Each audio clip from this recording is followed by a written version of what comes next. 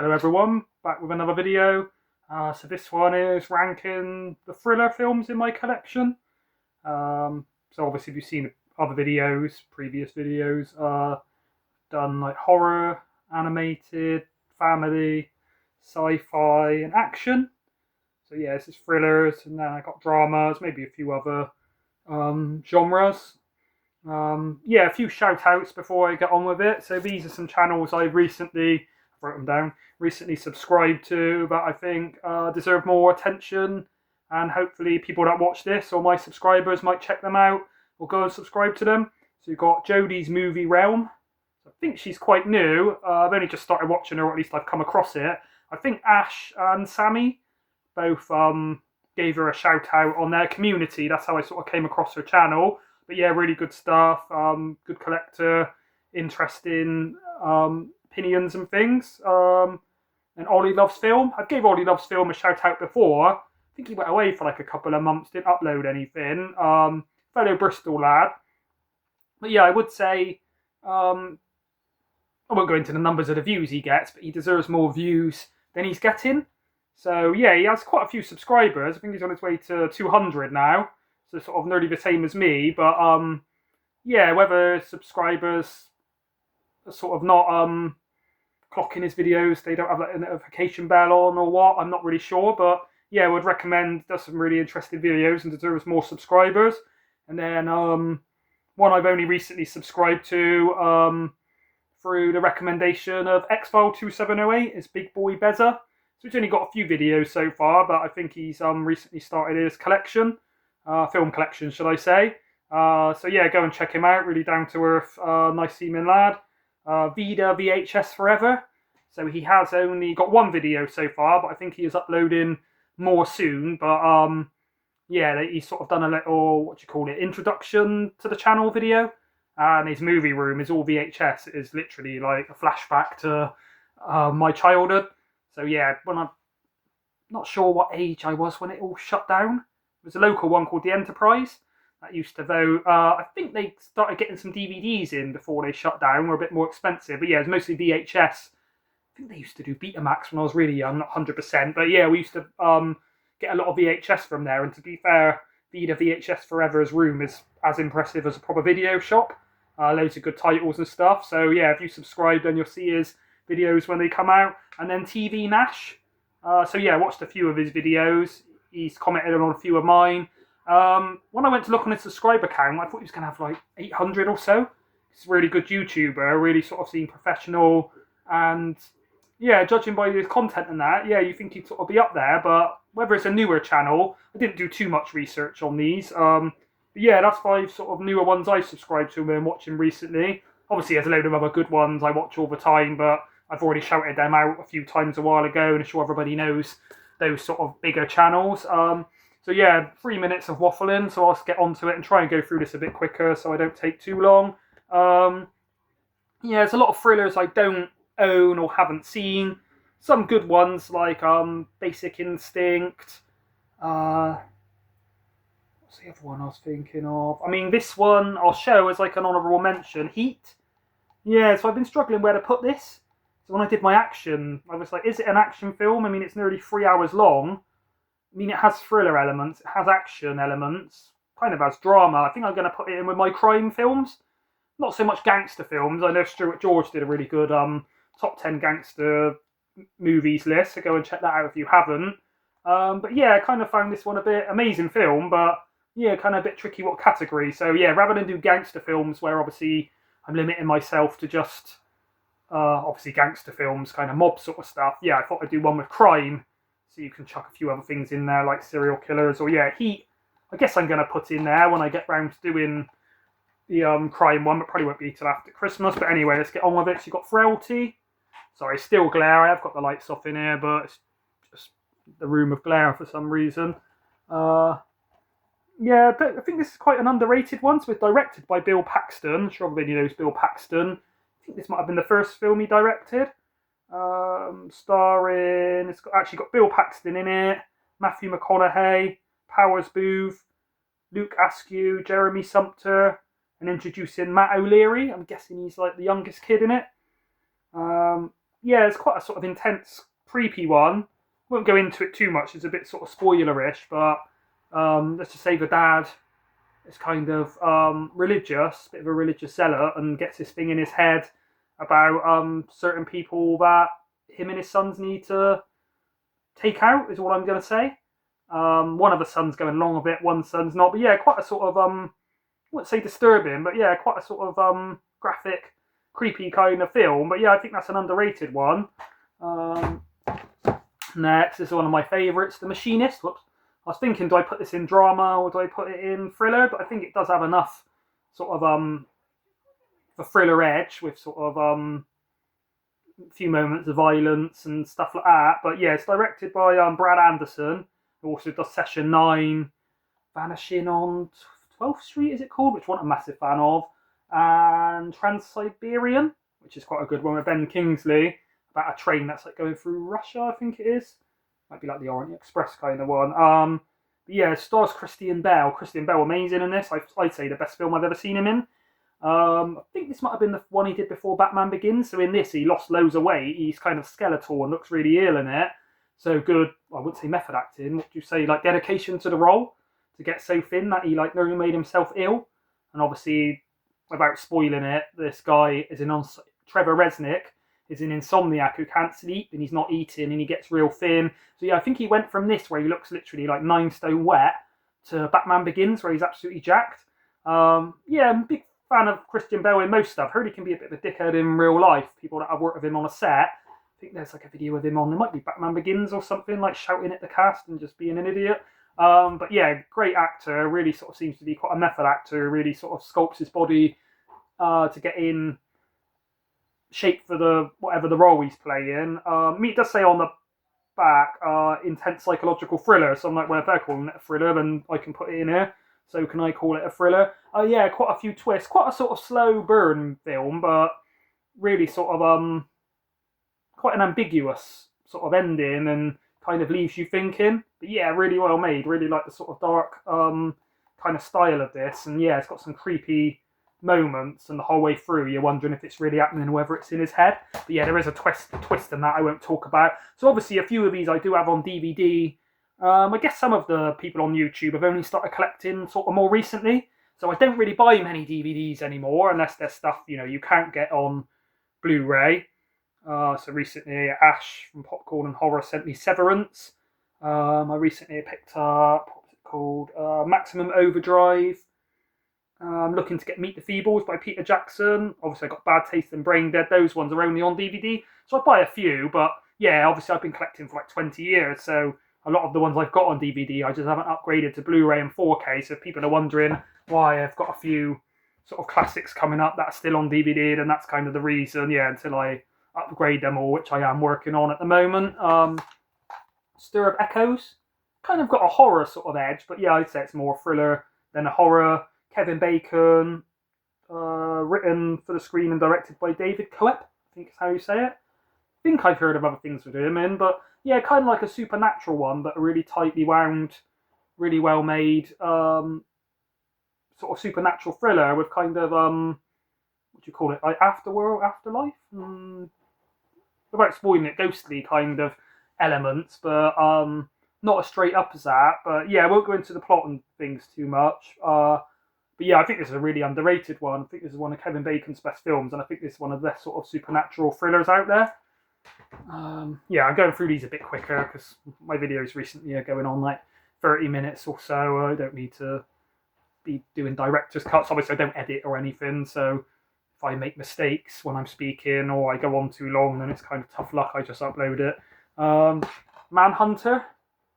So a Michael Mann film who also did Heat. Should have mentioned that when I was showing Heat. So this is originally based off the book of Red Dragon. And obviously years later they, I wouldn't say remade, it's kind of a different film, but did a version of Red Dragon adapted from the book by Thomas Harris. Obviously Red Dragon, Hannibal, Silence of the Lambs, Hannibal Rising. I think that's all the books by Thomas Harris that have been adapted. Yeah, it's probably better than Red Dragon. Red Dragon does have Ed Norton, Hannibal Lecter, and does it have Jodie Foster, or is it the other woman sort of replaces her? It is a good film. like the Tooth Fairy. Oh, Ralph Fiennes plays the Tooth Fairy really good in it. But yeah, I think this is better. We've got Brian Cox playing Hannibal Lecter in this. And I wouldn't say he's as good as Anthony Hopkins' portrayal, but it's very different. Where Anthony Hopkins is kind of chewing up scenery, and I wouldn't say overacting, but obviously he's got a lot of like idiosyncrasies to the way he sort of makes the little noises and is kind of quotables. Brian Cox really underplays it, really just sort of sits in the role without saying too much and just lets the sort of gravitas of his persona kind of create the creepy sort of what's the word? Charismatic kind of edge rather than, you know, overplay. I wouldn't say, I'm not saying Anthony Hopkins overplays, but yeah, you know, a lot of good actors can really underplay a role where they don't do too much, but it still comes across that they're really portraying, embodying the character. Yeah, some really good scenes in it. What year was this out? 2 hours, so not too long, 1986. But yeah, it's not really aged. Yeah, I've not watched this for a few years, so I'm going to watch it again, but yeah, I really enjoyed that. And yeah, I'd say other than Silence of the Lambs, it's probably the best from those Thomas Harris books. Probably prefer it to Hannibal. Yeah, definitely prefer it to Hannibal and Hannibal Rising. Probably just edges over more recent version of Red Dragon. And then you've got Hidden. Yeah, so I was thinking, is this a drama? But no, I think enough happens in it to be a thriller. I mean, it says on the back, the utterly compelling psychological thriller from Michael Haneke.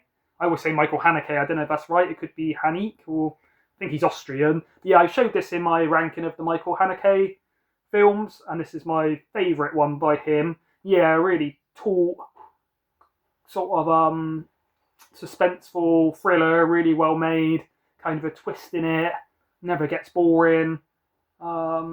Yeah, I guess one thing you'd say about good thrillers, it should have a lot of tension, a lot of sort of tense scenes, and you're sort of guessing at where the story's going most of the way through. Yeah, there's a few that you could argue are sort of horror thriller or drama or action thriller, whereas, yeah, see, this has got a drama kind of element where the characters are so well developed, but it has enough sort of intrigue and mystery and bit of, not action scenes, but sort of exciting scenes to keep it as a thriller. Yeah, if you haven't seen that, really good film. What have we got next? I think getting most of the DVDs out first. These are in no order other than my top 5, which we'll show when we get to them. So Adrian Lin, I think is how you say it. Starring Tim Robbins, Elizabeth Pena, and Danny Aiello. One of my favourite actors, Danny Aiello. Been in loads of stuff. I think he was in The Sopranos. Usually plays more of a sort of bit part role. In this, he plays the chiropractor. Yeah, this is sort of thriller bordering on horror, I would say. Yeah, coming from the guy Adrian Lin wrote, directed, Fatal Attraction, 9.5 Weeks, and Unfaithful. So you can tell he's going to be like a thriller director, is able to create a lot of tension. Yeah, when I seen this as a kid, there's scenes, without spoiling it too much, where there's these like a taxi will go past with these faces in the back and on a train, and it's kind of surreal and creepy, but quite sort of nightmarish. So without going into the plot too much, I think I've spoke about this one before on like underrated films or something. I did a list this appeared in, but yeah. So basically, they're Vietnam soldiers. The government the government used to give people a drug called Agent Orange, which I think sort of mutated their children when they had them and things. But this drug researcher who makes LSD and things has created a chemical called the ladder, which is even more potent than LSD. And they gave it to all the soldiers so they could sort of fight harder and wouldn't need sleep and things. And you know, they thought the hallucinations would make them sort of super angry, killing like the Viet Cong. Without going into too many spoilers, they kind of turn on each other. But then years later, once they get out of the army, Jacob Singer, he's called, Tim Robbins' character is having flashbacks and things, and then he meets some of the other ex-platoon members, and they're all having the same thing. So it's kind of a story of, are they really hallucinating, or are these things really coming for them? But yeah, really well done. Some really sort of creepy nightmare imagery in that one. Misery, one of the tensest films I've ever seen. So based on the book by Stephen King. I think this was probably top 5 in my Stephen King ranking. I do really like this one. Kathy Bates is amazing in this. I think she won like an Oscar, or at least got nominated for it. James Caan, rest in peace, really good in it. Directed by Rob Reiner. Sure, everybody knows I've got other films by him. Can't think of them at the top of my head. Don't say what else he was into. But yeah, there's some really tense scenes in this. Won't spoil it, but the bit when he's out of his wheelchair and he's trying to get back in before she comes, and then he knocks an ornament and you don't know if he's left it out of place, whether she knows. Bit near the end when he sort of sees her again is all I'm going to say. Is a bit of a sort of what's the word, unexpected sort of twist. It's sort of tense throughout, just the sort of chemistry between them and her acting. Just plays a really good villain. But yeah, it's quite a few scenes where it's literally edge of your seat, sort of gripping the armchair, white knuckle kind of thing. But yeah, I reckon that's, I wouldn't say an underrated one because everybody knows this, but yeah, those last few I do really need to get round to upgrading on Blu-ray, 4K if they're out, but obviously a lot of these films still aren't out on 4K. Zodiac, I think this is directed, can I see? See what it tells me on this bit. Obviously, it's starring Jake Gyllenhaal, Robert Downey Jr., Mark Ruffalo, Chloe Sevigny, I think that's how you say it. I think it's like, what's his name? See if I can find it on here. I'm having a mental block. Obviously, directs Seven and Fight Club, David Fincher. Yeah, not my favourite David Fincher film, but yeah, probably like sort of top 3 or so. Might do a David Fincher ranking. It's quite a long one. Let's see if I can find a running time. I think it must be over 2 hours, it feels like. 2007. So basically based on the real Zodiac killer.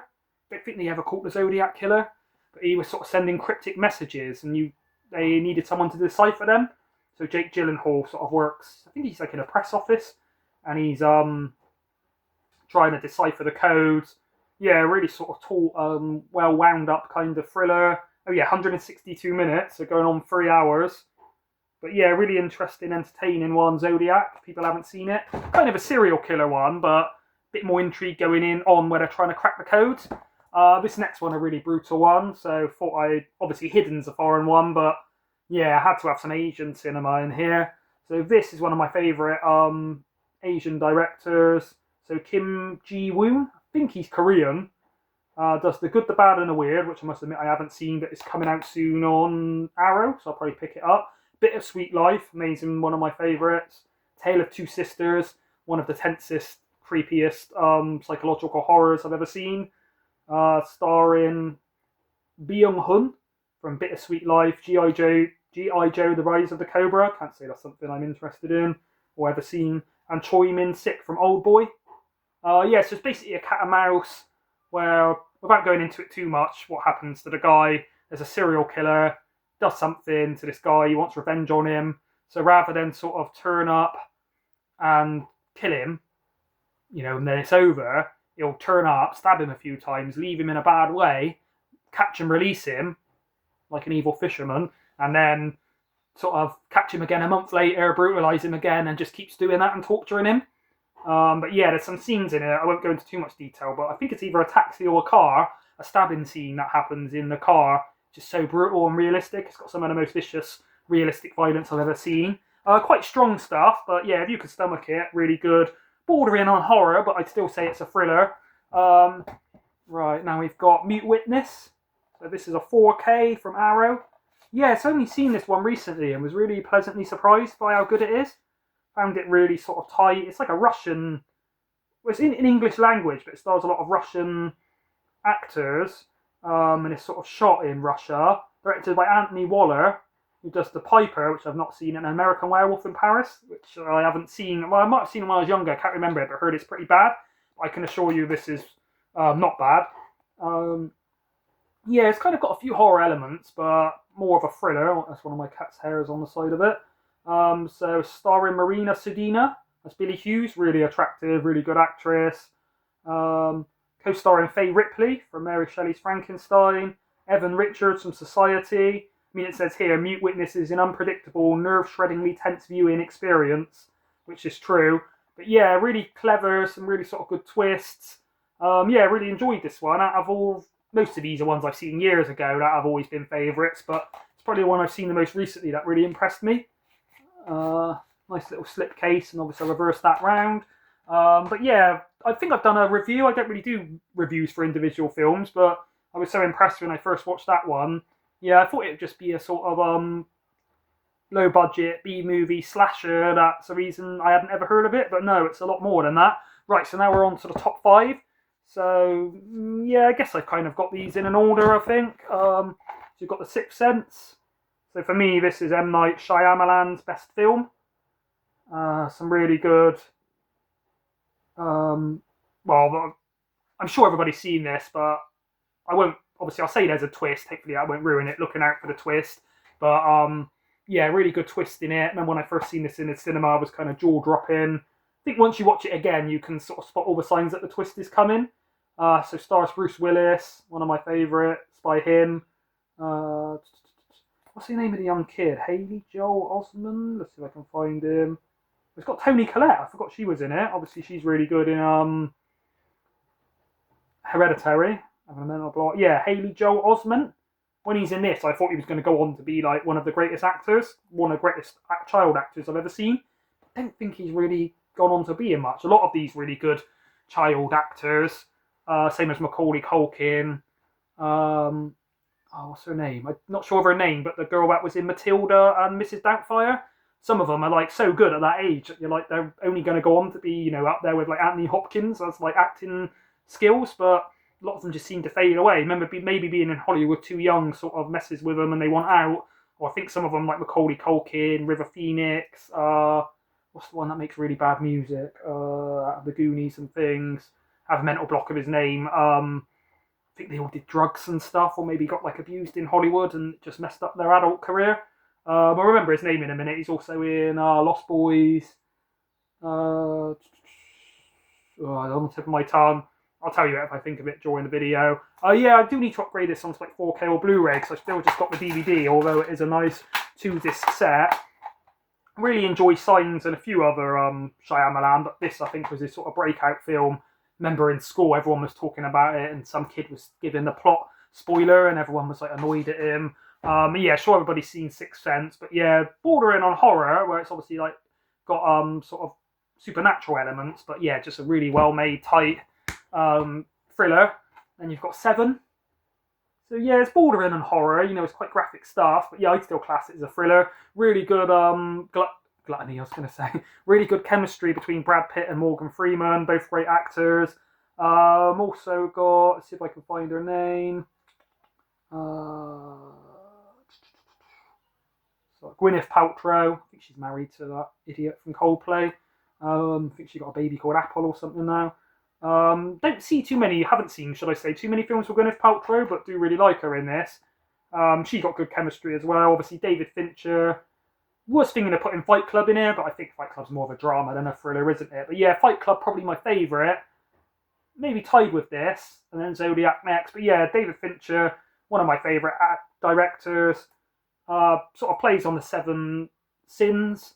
Yeah, quite graphic, really taut. Does have Kevin Spacey, which I can't watch too many things with Kevin Spacey now since all that stuff has come out about him. I think he was found innocent, but you know, if 20 people come forward from the theatre saying you've interfered with them, then like they say, there's got to be some sort of credence to it. But it kind of works in this because he does play a horrible villain, so I can kind of get behind the fact that yeah, this guy is a piece of shit in real life. I can believe he's a bastard. I haven't watched it for a few years, but yeah, remember when I first seen this with my mates when we were younger, we were quite shocked at. All I'm going to say is it the Sloth, I think, where some guy is basically like tied to a bed and barely fed for like a year. And yeah, it's a really shocking scene with that, is all I'm going to say. Try not to give spoilers on these, but sure people have seen Seven and some of the one, what's the other one? I was obviously Sixth Sense, Zodiac. Yeah, sure people have seen these. These aren't exactly underrated gems. Kill List. So yeah, one of my favourites ever. So yeah, this is sort of number 3 out of the top 5. Directed by Ben Wheatley. Does a few other good films, but this is my favourite by him. Yeah, so it starts as a kind of crime thriller with these 2 hitmen. They get a job. Without spoiling it too much, I think it does say on the back, they basically find out the guy they're looking for is in some kind of a crime ring, is all I'm going to say. And they view a tape which really disgusts them. So usually I think they just snipe the targets in the head.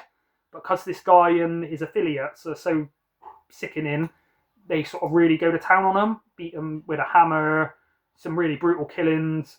Yeah, so quite a few, I would say, strong stuff, quite disturbing stuff. But because the people are so, what's the word? Let's just say horrible and immoral, you're really behind them. So there are some, scenes with violence where you feel sorry for even if it's a villain, when they really get tortured and stuff, you might feel a bit sorry for him. But with this, when he's sort of bashing his hand with the hammer and stuff, I was like, sounds bad, but I was really cheating him on, because it's just a sort of certain subculture of people I really hate portrayed in this that they go after. So it has let's see, obviously directed stars Neil Maskell from The Football Factory. He's in a lot of British films, really good actor. Stars Myanmar Buring, I think that's how you say it, from The Descent. I'm sure everybody knows that. And then Michael Smiley. So he was in Censor. He was in Down Terrace, another Ben Wheatley kind of dark comedy, sort of horror. He was in Game of Thrones. He's been in lots of British stuff. I can't think of them all off the top of my head. But basically starts as like a hitman thriller for halfway, and without spoiling it, it sort of goes into a bit more of a folk horror. But so well made. Ending just haunts you for days, I find, on this. But anybody that hasn't seen this will really recommend it.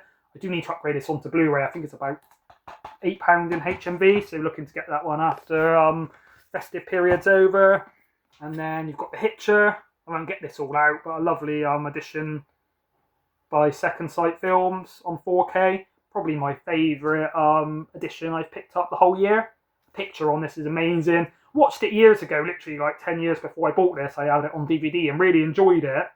Not sure if it's just another viewing I enjoyed it more, or just looks so much better in the 4K. But I was really surprised how well shot this is. Breathtaking cinematography and colour, especially in 4K. Amazing villain by Rutger Hauer, genuinely sort of creepy. Real cat and mouse, sort of going along in cars on the highway. A few sort of shocking bits. All I'm going to say is the bit with the sort of woman in the car, sort of tied up near the end. I wasn't expecting that at all. Pretty brutal. Just pretty much a flawless film in my opinion, that one. But sure, everybody knows The Hitcher. If you haven't gone back and watched it recently, then go back, and I think you'll be surprised how well it still stands up. I'll put that one up there in case it falls. And then my last one, Silence of the Lambs, should I say. Sure, everybody knows it is. Hitcher was close to surpassing this into my number one, but Hitcher, I'm not going to lie, I've only seen it about 2 or 3 times in my life, whereas this, probably watched it over 10 times years ago. It was one of my favourite films. Really nice 4K version by Arrow, directed by Jonathan Demme, I think you pronounce it. Obviously starring Jodie Foster, Anthony Hopkins, Scott Glenn, Ted Levine. Music by Howard Shore. See who does the photography. Director of photography, Tak Fujimoto. Can't say I've heard of him, but really good. But sure, everybody knows Silence of the Lambs. Really love the book. So as good an upgrade, an adaptation, shall I say, from the book as you could really hope for. What can be said about this? So many quotables, so many iconic scenes. It's been satired in so many things, like Family Guy. Really taut script, amazing acting by Anthony Hopkins. When I was younger, I thought this was the best role I'd ever seen by any actor in anything. Still stands up there, but I've seen a few things since, really good sort of acting. But I think he got an Oscar. I think some people would claim this as a horror film. It is. I think it was nominated for like 11. Does it tell me on the back here? Can't see it. I think it's nominated for about 11 awards or something, and won quite a lot of them. I'd say it's more of a psychological thriller with horror elements, but you could argue it's a horror. But probably not too surprising or exciting to have Silence of the Lambs as my favourite. But looked through the collection before I did this. I could have been overlooking a few because I've got so many. I'll look at the titles and sometimes they'll just kind of merge into one in my brain. And sort of might miss some. I think I did miss Jacob's Ladder and what was it? Another, maybe Stir of Echoes. And I looked back through and I basically chose 15. I had to put a couple back. So I won't go on with the honourable mentions because this has gone on longer than I hoped. So that's my top 15 favourite thrillers. Let me know of yours, any good ones I haven't seen that you would recommend, or things you know by the same directors. So I'll leave it there. So thank you everybody for watching. Bye.